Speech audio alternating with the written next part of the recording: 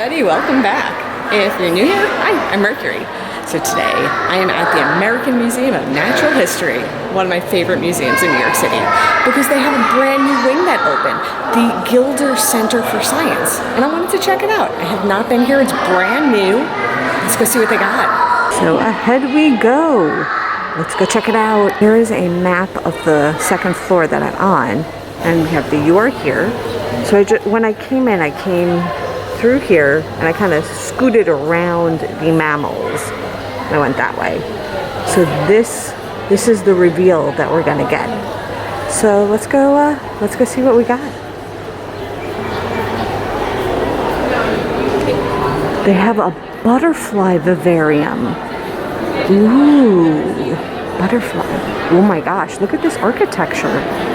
Oh my goodness. What is happening here? Oh my gosh. I mean, this is the most architecturally stunning part of a museum I've seen in a long, long time. This is incredible. Oh my gosh. So I came downstairs to get this from the other vantage, and just look at how massive this atrium is. On this side, we have an insect exhibit, so we're gonna go check that out. This is first floor insect exhibit. And then over here on the other side, that leads to the gemstone exhibit. Ooh, the gemstones are gorgeous. Okay. And then upstairs, above me here, that's where the butterflies were. But I think there's an extra fee, but we'll find out how much that is. So let's start with the insects. To the insectarium we go. I walked in and they have a display set up for your friends and mine. The pollinators. They have a thing for the pollinators. Pollinators. Like they have a display of a pollinator up there and a bunch of honeycomb. Look at this. They have fake buzzing sounds. Now look at all this comb. We got all this comb here. This is so cool.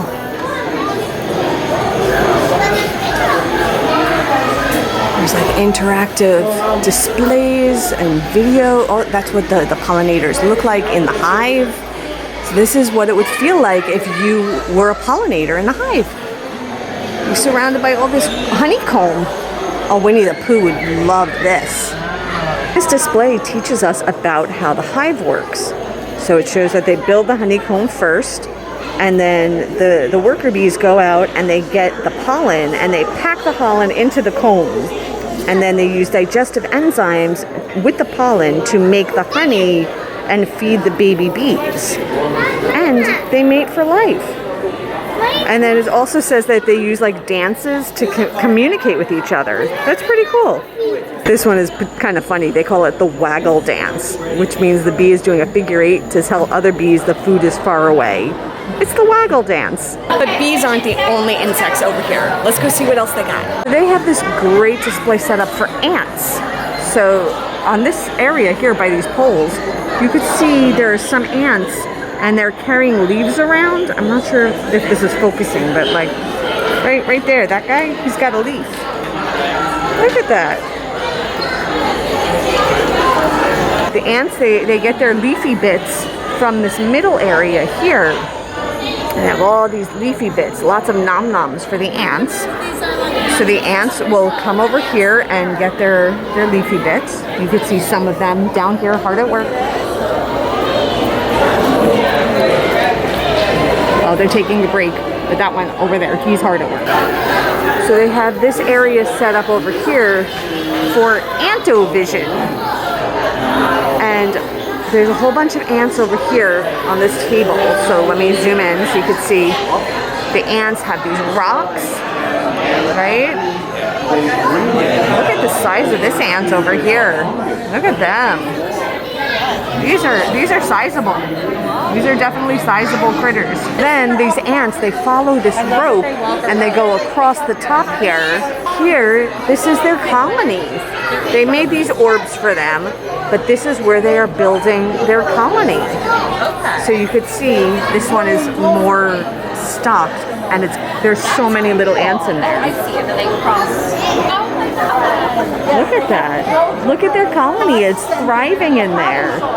You can see one of the leaf cutter ants brought leaf back in there. Look at that. Great. Look at that. They had a staff person giving information about the ants, and I learned a fun ant fact. So it sounds like the ants are able to control the humidity in those little orbs because they take the potting soil and they move it to like act as a stopper in the hole that lets the air flow. So they're controlling the humidity in there. And then those structures, they give them coconut fibers, but it's a combination of those fibers and a mold that they're producing by controlling the humidity that makes the structures of the ant apartments, the ant colony in there. How amazing is that? I had no idea. I learned a new thing today. I love it. This is why I love museums. You learn cool stuff. Over here is a silkworm display. So look at that. But right here, there's a silkworm right here. Look how cool he is.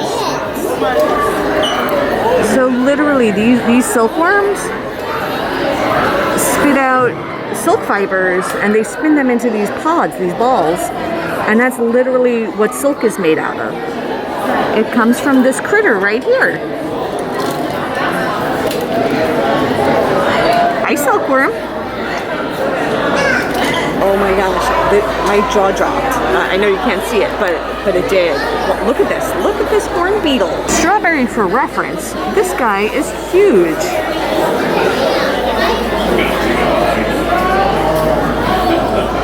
Look at that.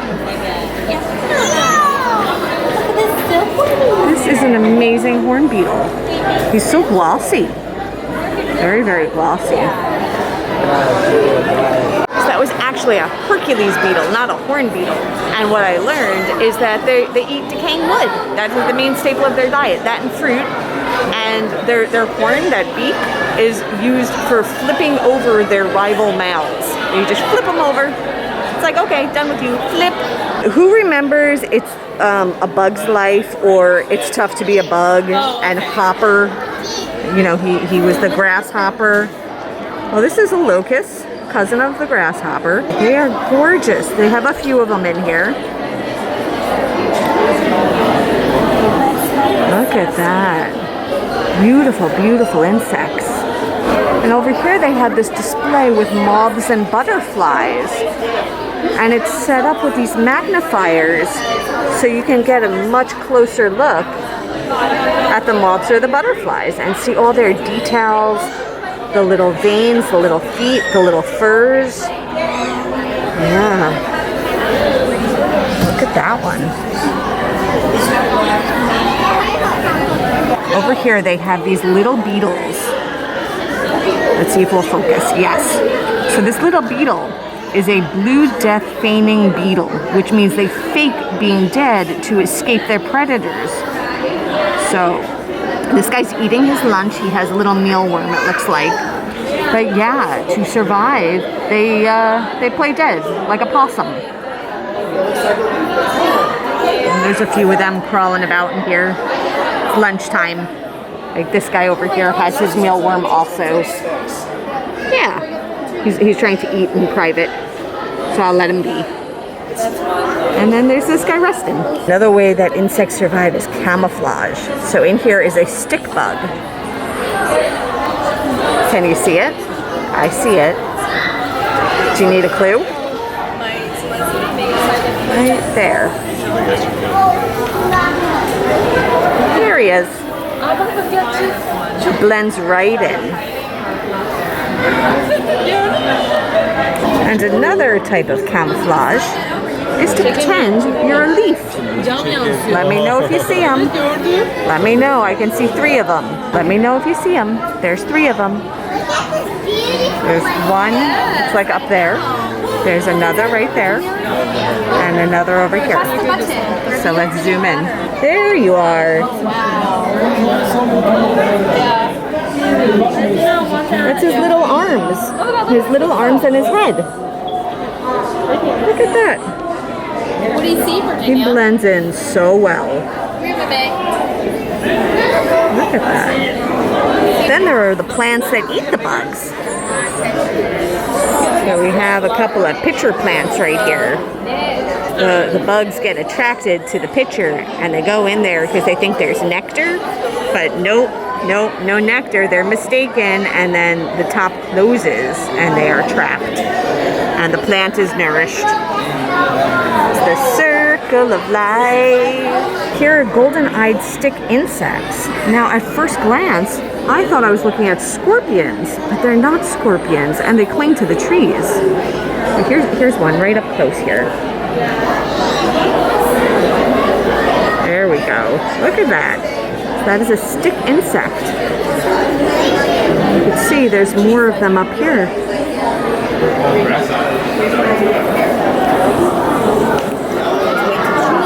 That was an amazing exhibit. There were so many cool insects and so much to learn about in there. Oh my gosh, I love this. This is exciting. So now I'm gonna move on and see what other exhibits they have set up in this new wing. So I have my map, and what it's saying, the gems are actually technically not part of this wing, but the collections, it says collections core. So that's what we're going to look at. So along the wall, they have sort of like mini exhibits, I guess you would say. Like, here's an extinct animal, extinct mammal. When did this mammal live? We don't know. Actually, it says 49 million years ago and 25 million years ago in North America. So maybe we do know. But along this wall, there's sort of like mini collections of different things that you would find in the museum. And it talks about, why do we collect this stuff? What is the purpose of it? What are we doing here? And basically knowing our past will help us understand our future. And you know, it's so true. The more we know about the world around us, the more we understand and the further we can progress. And we could also learn from our past errors, right? Like if we don't know the mistakes of our past, we're gonna repeat them. So this is about collections and sort of an overview of different collections that they have. Okay, I'm gonna head back up to the second floor. So the collections wall and the insectarium, those were both on the first level. There's also a gift shop, But I'm gonna head back up to the second level, and that's where the butterfly thing is, and there's something else. So we're gonna go figure out what's on that level. So on the second floor, the collections core continues, and is another wall display of sort of like mini collections that they have. And then if I turn around, the butterfly vivarium is on the other side. And then over there, that with the honeycomb, that's actually a restaurant. So it's too early, they're not open yet, but that is a restaurant in this section where you dine under a honeycomb. Let's go find out how much the butterfly vivarium costs. So I have acquired butterfly information, and it is not in my cards today. So what I learned is it's the standard admission plus $15 to go into the butterfly exhibit, and it's just like the free roaming butterflies that are all over the place. But like it's 10:30 right now. The soonest time slot that they had is 3:45 p.m. this afternoon. I wasn't planning on sticking around that late today, so not in the cards for me today. She said that you can book them online in advance, and that was what she definitely recommends. She said it's been selling out, so if you want to see the butterflies, book it in advance. That was the advice I was given. This is the menu for the restaurant with the beehive. They have different small plates and soups, light plates, all sorts of stuff. So that menu is for this restaurant right here. And see what I mean? It has a honeycomb for a ceiling.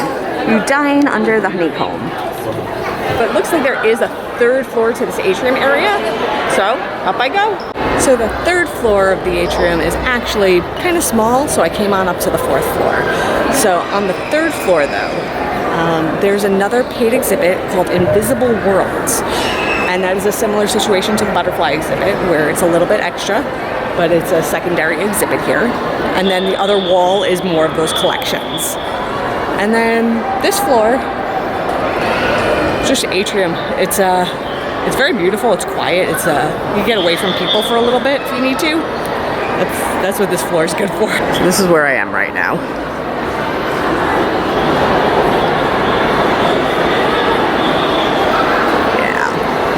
So it looks like that's it for what's in the Gilder wing. So it's still pretty early. There's still time. I want to check out those gemstones. I am clearly heading in the right direction.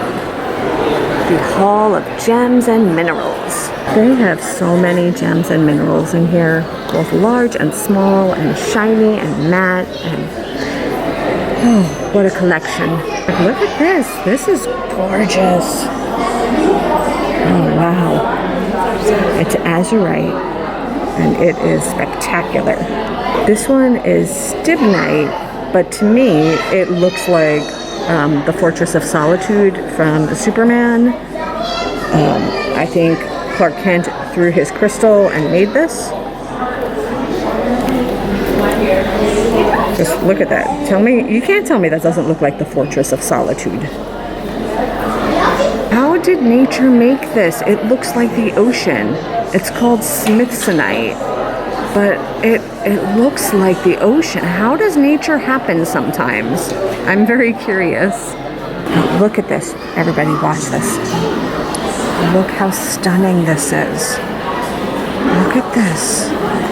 This is absolutely gorgeous. Let me go all the way around so you could see. I mean, look at that. It's like it has like a personality the way it grew. That's absolutely amazing. Oh no, nature made a Borg cube.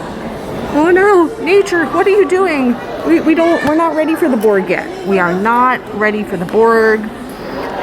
The cube can go back to the Delta Quadrant. We are not ready for them. Okay, just kidding. Just kidding. It's number 12. That means it's pyrite. It's just pyrite. It's not really a cube. Well, it's a cube. It's cube shaped, but it's not from the Borg. Not from the Borg. But look at all of this. There is stuff around every corner in here, and every time I look up, like my eyes go, huh? Like, what's that? And this was the latest thing that made me do that. It's got like spires, pokey things. It has pokey things in every direction. Oh my gosh. Nature, how did you do this? How did you make this happen, nature? It's got little miniature ones and then really big ones. Oh wow. Wow, wow, wow. Oh my gosh. Nature, you're an artist. You have made bona fide art, nature. I'm very proud of you. Look at this. If you're wondering what it was, it's spectacular stibnite, and it comes from China. And how do crystals grow? It says that the large stibnite crystals you see here are actually made up of tiny building blocks called unit cells. Should we go check out their centerpiece? I think it's time to check out the centerpiece. They have a gigantic geode. This geode, I don't know how tall it is. It's gotta be at least 13, 15 feet high. But look at all the sparkles. Look in there. It's absolutely amazing. And if you were to just see this on the outside, like the outside of it, it just looks like a bland old rock. Doesn't look like anything spectacular. But then you crack it open and this magnificent, spectacular, shining geode was in there waiting this whole time. Wow. And for size reference, I'm 5'6". It's massive. Moving on from the gemstones now. Before I head out, there is one thing that I have to check out. I always find this dinosaur amusing. He's so big, he doesn't adequately fit inside the room his body is displayed in. Look at this. Look at the size of this guy. Look at him. His neck is so long. He goes all the way out there. It's all the way out there. Look at this. Huge dino. I've made my way into the other dinosaur room. There's a few dinosaur rooms here, and I found the Triceratops. Oh, Dr. Alan Grant would be so proud of this. Look at this. This is a gorgeous Triceratops. I'm gonna go around and get the other side. Okay, so here's the side of the Triceratops. I don't know if it's complete, but it looks pretty complete. It's got all its ribs and its legs and its tail. Look at this. This is a huge dino. Imagine like walking along and running into one of these guys or gals. That's an impressive dinosaur. Over here is a stegosaurus. And you can see all of its armor plates up top there. I don't know if it's actually armor plates, but like the stegas, you know, the stegas. I don't know what to call it. Oh my goodness. And they've got a T-Rex. Yes, my friends, I did say that correctly. They have got a T-Rex. And a T-Rex noggin. They also have this Carnosaurus here. And what did the Carnosaurus eat? Well, the sign, it tells us they were not hunters, they were not predators, but rather they ate carcasses. They ate the leftovers. So I had a great time at the American Museum of Natural History. I was here for a few hours and I only saw a small fraction of what they have to offer here. So I made a point of seeing the brand new wing, the Gilder wing, and that was where the insectarium is and the butterfly area is. So that was great, and the architecture is stunning, stunning. I absolutely loved just like the environment over there, and I learned more about the bees and the ants and about all the insects. So it is worth noting that the only included exhibits in the new wing are the insect area and like those walls of the collection. The other two exhibits, those two are an extra fee to go to. But that's only just also a small section of the museum. There's so much that is included with the general admission to this museum. And then after I left that wing, went and checked out the gems. So shiny, and like so otherworldly and so magnificent. And nature, you are a master art worker, master artisan. That's what I was going for. And then, of course, I had to say hello to my friends, the dinosaurs. So I had a great day. And with that, I am done. I will see you all real soon. And until then, stay inspired by everyone. Take care.